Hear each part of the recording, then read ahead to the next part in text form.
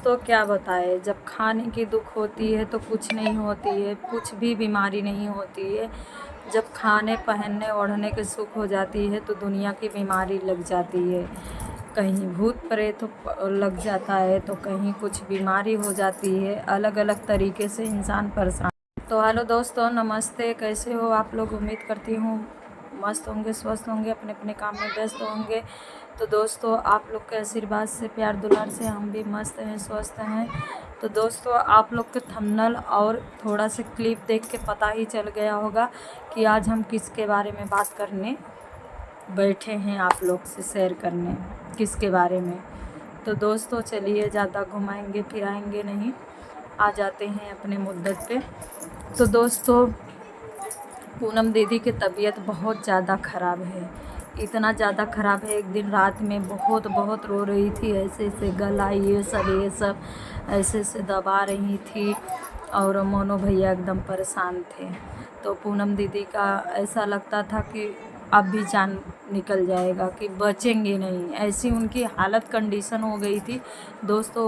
वो भी 1 बजे रात को पूनम दीदी की तबीयत ख़राब हो गई थी। तो वही बोला जाता है ना दोस्तों, जब खाने की दुख रहती है, पहनने की दुख रहती है, हर चीज़ के लिए इंसान तरसता है, तो कोई चीज़ की ना तो बीमारी लगती है, ना तो किसी की नज़र लगती है, ना तो टोना लगता है, ना तो भूत पकड़ता है, ना तो कोई रोग होता है। तो क्या ही बताए दोस्तों, जब सुख की ज़िंदगी आई है, पूनम दीदी भी बहुत गरीबी काटी हैं।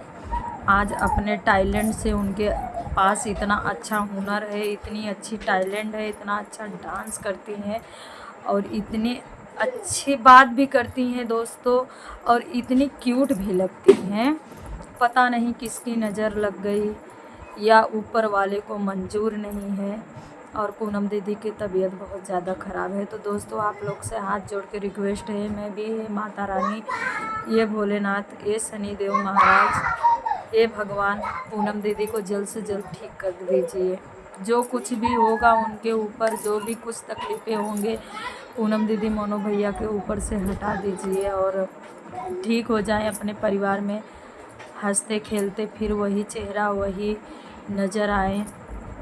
और दोस्तों क्या बताएं, एक एक तो तकलीफ़ें होती है। कोई इंसान से परेशान है तो कोई इंसान के जान के ही परेशान हावी हो जाते हैं, तो कोई अपने तकलीफ़ से ही झेल रहे हैं।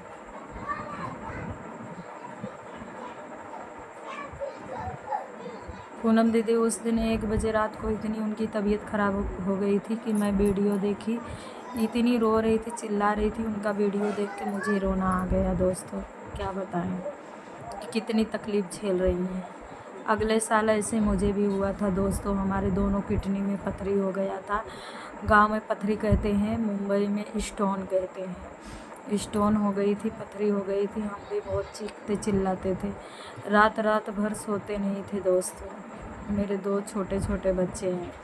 इसके बाद मैं यहाँ बहुत दवा की, 60-70 हज़ार के नहीं आराम हुआ तो मेरी बहन आई थी, वो बोली चलो घर पे वहाँ कोई दवा पिलाता है। तो वहाँ गई दवा पीने, तो दवा पी के आई, आराम तो हो गया दोस्तों। फिर इसके बाद यहाँ आई 1 हफ्ते के बाद, अगले साल दिवाली संडे को पड़ा था, इतवार के दिन। और शनिवार के दिन मेरे छोटे लड़के का हाथ बहुत जल गया था, पटाखे से बहुत जल गया था दोस्तों। मैंने छोटे बच्चे को भी लेके 2 महीना नहीं सोई। 2 महीना तो अपने ही तकलीफ़ से गुज़र रही थी। थोड़ा आराम हुआ तो मेरे बच्चे का हाथ जल गया।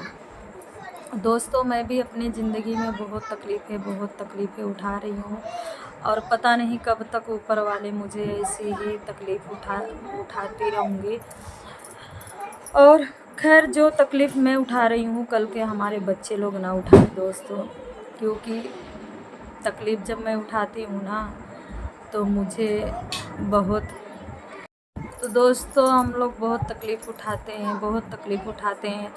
और दोस्तों क्या करें, जब हम हंसना चाहते हैं, जब हम खुश होना चाहते हैं, कोई ना कोई मुझे रुलाने और मुझे दुख देने के लिए पहुंच जाते। ख़ास करके हमारे घर के एक मेंबर हैं, हमारे घर के एक मेंबर है, वो भी हमारे मिस्टर के दूसरे नंबर वाले भाई छोटे भाई हैं दोस्तों। उस दिन रात को हमारे लाइव में आए, हमको उल्टा सीधा बोल रहे थे। ना तो दोस्तों 1 रुपये ना उनसे लेना है, ना देना है, ना कुछ करना है, ना कुछ भी नहीं, लेकिन फिर भी एकदम से मुझे परेशान कर दिए। बोलते नहीं हैं दोस्तों, बाहर वाले खुशी देखना चाहते हैं, सोचते हैं कितने आगे बढ़ें, कितनी तरक्की करें, लेकिन घर वाले नहीं चाहते हैं दोस्तों। पता नहीं क्यों हमारे से इतनी जलन रखते हैं, मुझे जान से भी मारने की धमकी दे कि तुम घर पे मिल जाओगी तो मार देंगे। अगर दोस्तों मुझे कभी भी कुछ होगा तो उसके जिम्मेदार हमारे मिस्टर के छोटे भाई होंगे, हमारे जेठ दूसरे नंबर। अगर कभी भी मुझे कुछ भी होगा तो हमारे मिस्टर के भाई दूसरे नंबर, छोटे वाले जेठ, वो बहुत मुझे धमकियाँ दे चुके, धमकी पे धमकी देते हैं। हमारे लाइव में भी आए थे, हमको उल्टा सीधा बोल रहे थे। हमारे जितने हमारे चाहने वाले थे उनको जवाब दिए, और जवाब से उनकी मुंह काला हो गया और चले गए। बोलते नहीं है दोस्तों, चोर चोर ही होते हैं, साव साव ही रहते हैं। चोर कहीं भी जाते हैं, लतखोर लोगों को ना शर्म नहीं है, बेशरम लोगों को। हमारे दूसरे नंबर वाले जेठ को ना शर्म नहीं है, लतखोर है वो। बोलते नहीं है, लात का देवता कभी बात से नहीं मानता है जब तक उसको लात ना मारो, वही लायक के हैं। और मुझे बहुत धमकियाँ देते, कभी भी मुझे कुछ होगा तो उसके जिम्मेदार हमारे छोटे वाले जेठ होंगे, और बाकी हमारे घर के कोई मेंबर नहीं है, कोई भी मेंबर नहीं है उसमें। तो दोस्तों वीडियो बहुत बड़ा हो जा रहा है, मैं इसी पे एंड करती हूँ। मिलती हूँ नेक्स्ट वीडियो में, और आप लोग हमारे लॉन्ग वीडियो को खूब प्यार दुलार दीजिए।